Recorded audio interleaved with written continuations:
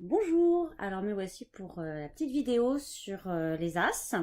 Non, vous ne vous êtes pas trompé, mais vous voyez bien le battleur et la force dans un premier temps, et puis on va regarder les As dans la foulée. Je voulais juste repartir du battleur et de la force pour en fait expliquer pourquoi j'ai déjà travaillé le battleur, la force et maintenant les As. Puisque les As, en fait, vont les As, donc l'As de coupe, denier, épée et bâton sont en fait une sorte de petit miroir, je dirais. Alors, je me trompe peut-être sur le mot, mais bon, on va dire un petit miroir, un reflet de certaines énergies, soit du battleur, soit de la force, peut-être même des deux. Là, je suis pas non plus assez bonne pour confirmer qu'ils en ont que une des deux ou pas. Quoi qu'il en soit, on va retrouver des énergies du battleur et ou de la force dans les quatre as, d'une certaine manière. Et donc, on va voir comment. On va se rappeler juste un petit peu, on va faire un petit débriefing pour rappeler en gros les grosses énergies du battleur et de la force qu'on a déjà vu précédemment. Alors le battleur, qu'est-ce que c'est là? C'est le démarrage, le lancement, c'est oser les choses. Quand on ose, du coup, on peut avoir confiance en soi. C'est l'expérience, ça peut être aussi le manque d'expérience parce qu'on est débutant, on est apprenti. Et c'est aussi éventuellement ne pas oser. Ça peut être tout ce qui va être escroquer, enfin faire de l'escroquerie, faire de la magie, faire des tours de passe-passe. La magie, on l'a vu avec le Rider-Waite où le battleur s'appelle en fait la plupart du temps le magicien. Donc ça c'est l'énergie du battleur. On pourrait rajouter, je crois que je ne l'avais pas vraiment noté dans l'article précédent, il faudrait peut-être que je le rajoute. C'est le 1, donc c'est la première carte que le mat en fait va rencontrer dans son chemin vers la carte du monde qui donc est le 21. On verra donc un peu plus tard. Et le 1, c'est aussi le fait d'être seul, ça peut être donc une forme d'indépendance, la prise d'indépendance. C'est l'enfant, c'est ce qui est nouveau, c'est l'unité, l'individu. Voilà à quoi quelle est peut-être l'énergie globale, on va dire, du battleur. L'énergie de la force, là, on a aussi l'idée de, comment dire, de la prise en main des choses. Donc là, lui prend en main, elle aussi, mais d'une autre façon. Lui, c'est plus par rapport à des compétences, des qualités, des connaissances. La force, c'est plus relié à ce qu'elle ressent, ce qu'elle ressent au fond d'elle, ses sentiments, ses ressentis, ses émotions, ses capacités. Donc dans les deux, on a du potentiel, des capacités, du pouvoir. Là, on a de la force mentale, on a de la force physique. On a du courage, ce que peut avoir le battleur aussi. On peut avoir un manque de courage, on peut avoir de la peur aussi, hein, avec la force peut-être, voire de la colère, hein, je crois je l'avais vu. Donc la force, c'est l'idée de prendre les choses en main, de rentrer dans l'action, donc tout comme le battleur. Qu'est-ce que je pourrais dire d'autre? Écoutez, c'est déjà pas mal, hein, on va dire. Voilà. Donc voilà, en gros, les énergies liées. Je vais mettre, non, je vais mettre par là. C'est un petit problème de. Alors, je vais vous présenter déjà l'as de bâton, du coup. Alors, je vais pas repasser sur la description vraiment parce que je l'ai un peu écrite. Mais bon, en gros, ce qu'il faut voir, donc je vous l'ai mis dans le bon sens, bien sûr. Donc, on voit en fait cette main qui tient ce bâton. Et le bâton est plus fin à la base et s'élargit, plus il va vers le haut, plus il s'élargit. Et fait donc partie, reflète donc tout ce qui va être le désir, ça on l'a vu par exemple pour les familles, les désirs, le pouvoir, la puissance, donc ça rejoint pas mal la force. Mais du coup, plus proprement, enfin plus concrètement, on va dire, euh, on va pouvoir voir le bâton comme donc tout ce qui va être la nouveauté dans une étape, dans un projet, dans un lancement d'une création, dans une activité. Donc ça peut être un démarrage d'activité, une nouvelle rencontre, alors la rencontre, ça peut être, faudrait que ce soit associé peut-être avec des couples et d'autres trucs, mais bon, c'est tout ce qui va être la nouveauté, le fait de vouloir aller, de prendre son énergie pour aller vers les choses, vers les gens. Donc il y a une forme de volonté, de puissance, d'objectif, d'action dans les idées et qui vont être suivies du coup par l'action. Donc du coup, c'est l'individu qui a ses envies et qui va essayer de respecter ses propres envies, de faire attention, de s'écouter et d'aller dans l'action de ces projets du coup. Ça va être tout ce qui aussi est créativité, le bâton, donc la force qui va être créative, hein. Là on va pouvoir prendre la force du bâton, hein. Si on se prend un coup de bâton sur la tête, je pense qu'on aurait tous un peu mal au crâne.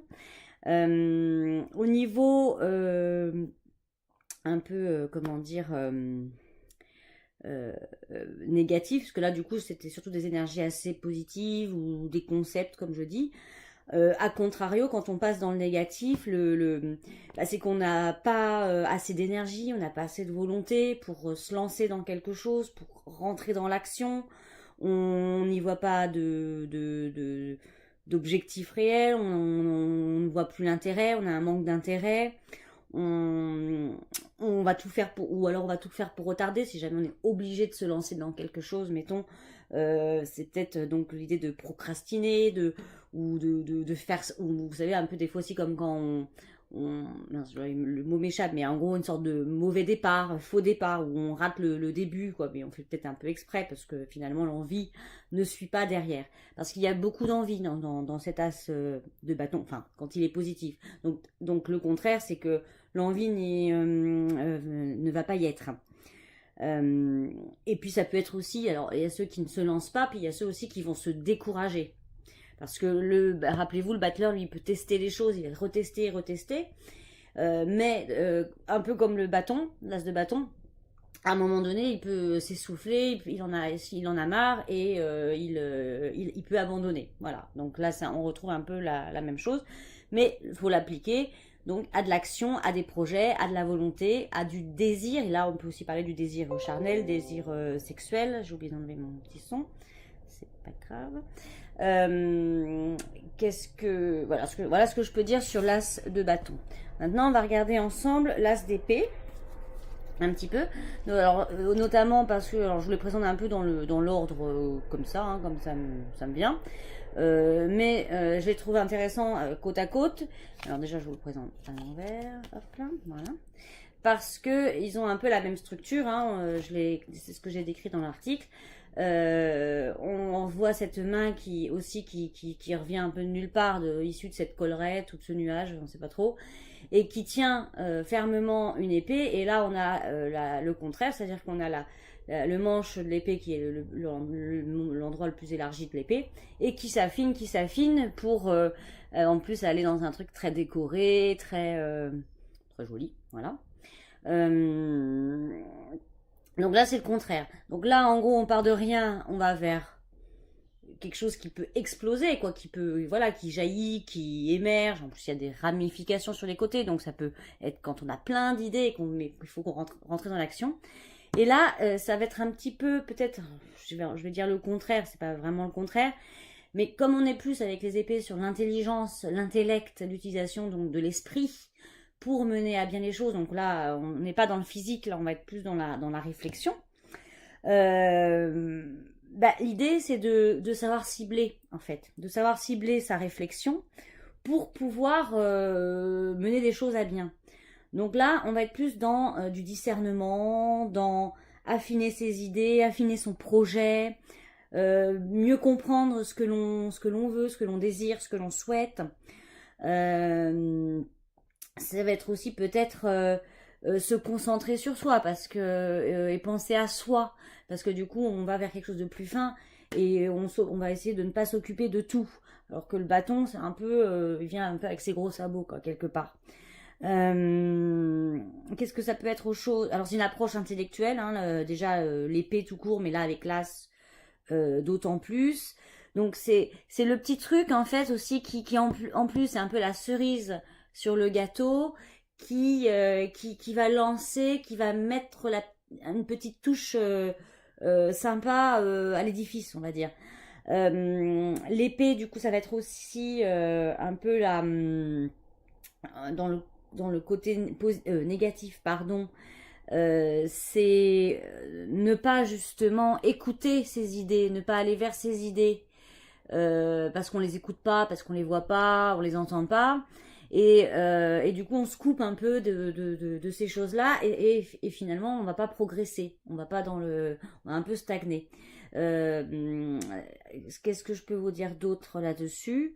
Alors, au niveau de l'intellectuel, tout bêtement, ça peut être aussi de ne pas reconnaître qu'on a des compétences, des connaissances, une approche intellectuelle correcte. On va être un peu confus peut-être par rapport à ça. Donc, c'est aussi le manque de clarté. Donc, autant on peut dire dans le positif, on y voit plus clair parce qu'on a réussi à affiner. Mais dans le côté négatif de l'épée, c'est le contraire, c'est qu'on n'arrive pas à voir finement, donc on s'embrouille un peu la tête. Donc il y a des choses que l'on va pas pouvoir faire à cause de ça. Et comme on ne sait pas soi-même ce qu'on veut faire, on a encore plus de mal à le transmettre à autrui. Donc on peut peut-être un peu même s'isoler par rapport à ça ou se frustrer, voilà. Donc ça, ce sont les bâtons, enfin l'as de bâton et l'as d'épée. Maintenant on va regarder l'as de denier.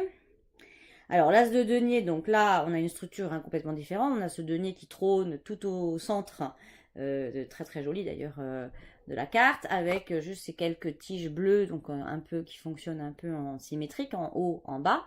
D'ailleurs, je sais pas si, voilà, je vais vous mettre à l'endroit, même si on peut la regarder, celle-ci, pour le coup, je crois vraiment des deux côtés, il me semble. Donc là, ça bourgeonne autour, donc quelque part, c'est un gros denier, il est imposant, donc je dirais que c'est... le denier, donc c'est tout ce qui est concret, c'est les projets, mais ça va être les projets qui sont au niveau matériel, avec un cadre, voilà. Donc on en est là en fait. Donc du coup, l'as de denier, quelque part, on rentre dans la concrétisation. C'est un peu, ouais, dans la concrétisation du lancement. Donc c'est un peu ce que fait aussi le battleur quelque part. Même s'il n'a pas forcément tout un cadre, mais bon, c'est son côté terre en fait. Hein, il utilise ce qu'il a. Donc là, il y a une idée et c'est rentrer dans le concret. Ça peut être l'opportunité, alors elle peut être financière hein, aussi avec le denier bien sûr, mais ça peut être une opportunité professionnelle, puisque le denier ça représente aussi tout ce qui est travail, c'est tout ce qui nous permet de gagner notre vie, hein, on peut le voir comme ça, on a notre sou à la fin de la journée, et avec notre sou, notre gros sou, on va pouvoir s'acheter à manger ou se faire un plaisir, etc. Donc on va pouvoir concrétiser des choses par rapport à ça. Donc l'idée c'est de repérer, de ne pas rater les opportunités. Donc quand on les rate, c'est qu'on est dans le négatif. Quand on arrive à les saisir, quand on les identifie, là on est dans le positif. Et du coup, en gros, c'est tout ce qui passe devant notre nez. Comment est-ce que je peux l'utiliser et de manière à ce que ça m'apporte quelque chose de concret. Voilà. Qu'est-ce que ça peut être d'autre, l'as de denier alors ça peut être, je pense, à contrario aussi, justement, ne pas repérer donc, les bonnes opportunités ou ne pas les saisir. Et ça peut être aussi tout simplement ne pas en avoir peur, aussi du coup ne pas se lancer. Là on rejoint aussi le battleur qui va pas oser. J'avais une autre idée. Alors ça, oui, voilà. Donc ça peut être aussi ne pas reconnaître en fait ce qui peut se matérialiser. Et du coup être un peu dans une illusion, ne pas avoir les pieds sur terre, je dirais. Voilà, tout simplement. Quand on est dans le denier positif, on va être, on sait ce qu'on a, on sait ce que la terre peut nous donner. Quand on est dans le négatif, finalement, on peut se tromper là-dessus parce qu'on peut croire un peu à monts et merveilles et même sans rien avoir à faire. Et du coup, quand on rentre dans le concret, dans le positif, on prend en main. Donc là, ça rejoint bien la force, par exemple. Alors, par rapport aux finances en elles-mêmes, ça va être aussi de ne pas investir, mais investir à contrario dans le positif. S'intéresser aux financiers ou au contraire dénigrer peut-être l'argent ou le milieu financier ou les gens qui ont de l'argent, qui ont des moyens. Voilà ce que je peux dire sur l'as de denier. Du coup, je vais le mettre là, sinon vous n'allez pas tout voir. Et maintenant, l'as de coupe pour terminer. Donc là, on est plus dans le relationnel, l'affect, l'amical, le sentimental. aussi la spiritualité, l'esprit, mais pas dans le même sens du coup que l'épée. Hein, là, c'est l'esprit presque divin, et ça peut être tout développement personnel, par exemple. Voilà. Donc, qu'est-ce que je peux vous dire sur cet as de coupe? Donc là, pareil, hein, on a une quatrième carte qui est complètement différente. Bon, je vous laisse relire le petit texte que j'ai écrit sur la description de la carte. Donc, en tout cas, on a quelque chose de une carte très riche, voilà, très fournie. Pardon. Alors, comme si on retient toujours l'idée de nouveauté, des choses qui commencent avec notre battleur, à la base, je vais laisser comme ça, notre battleur, l'épée, ça va, la coupe, ça va être le début d'une relation. Donc tout ce qui va être même peut-être une rencontre, le partage, de commencer quelque chose au niveau du relationnel. Donc ça peut être avec la famille, avec votre amoureux, des amis, voilà. Donc ça peut être tout ce qui est des sentiments aussi qui vont peut-être commencer, qui commencent à germer, qui commencent à pointer leur nez. Dans le positif, qu'est-ce qu'on peut avoir d'autre? C'est aussi écouter ses émotions. Pour le coup, là, on est un peu comme la force qui canalise ses émotions. La coupe, elle va avoir cette capacité à écouter ses émotions. Et à contrario, si elle s'écoute beaucoup trop et qu'on pense trop à soi-même, quelque part aussi, on est dans le négatif, on va être dans quelque chose où finalement on rentre dans une forme d'égoïsme peut-être, et on s'intéresse pas trop à ce qui se passe pour les autres. Donc voilà, donc ça c'est pas forcément top. Qu'est-ce que ça peut être d'autre? Donc c'est aussi tout, voilà, tout le lien, tout ce qui est en rapport avec le soi, l'individu. Donc des fois on s'occupe trop de soi, des fois on s'occupe pas assez de soi, des fois on s'occupe trop des autres, on pense plus à soi. Donc toutes ces problématiques-là peuvent rentrer dans l'as de coupe, enfin en tout cas certaines. Hein, je vous donne des idées comme ça parce que moi-même je débute, hein, donc voilà. Qu'est-ce que ça peut être d'autre aussi, l'as de coupe? Je relis ma petite note que me suis faite à côté là du coup. Donc alors il y a l'idée de soit s'ouvrir, soit de se fermer au développement personnel, au spirituel, à l'idée de s'élever, ou de s'enfermer et du coup d'être très, même peut-être plus dans l'as du coup très financier, d'être dans l'as de denier, je dirais. Ça peut être aussi les gens qui vont trop jouer sur l'affectif, qui vont trop fonctionner à l'affectif et qui vont trop s'écouter. Du coup, ou trop s'écouter ou écouter les sentiments des autres. Et résultat, ne pas avancer comme ce serait intéressant de le faire.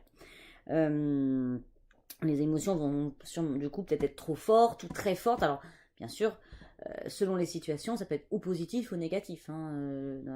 S'il y a une puissance des émotions qui est trop forte, mais qu'on vient de rencontrer quelqu'un, ça veut dire qu'on est peut-être à l'aube d'une passion.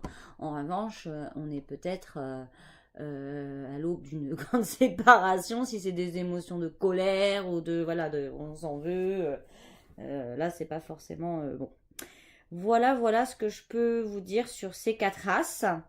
J'espère que ça vous donne quelques pistes pour essayer de mieux comprendre les as. Moi, c'est ce que j'essaye de faire en faisant ce petit travail. Je vais donc, j'en profite pour le dire, mais voilà, je vais l'écrire parallèlement. Dans quelques jours, il y aura un petit exercice que je vais mettre au point, où justement nous ferons un petit tirage, et on en aura peut-être plusieurs, tant que j'aurai pas fait la série des deux, puisque bien sûr après je ferai le 2, le 12 et les deux, enfin la papesse, le pendu et les deux.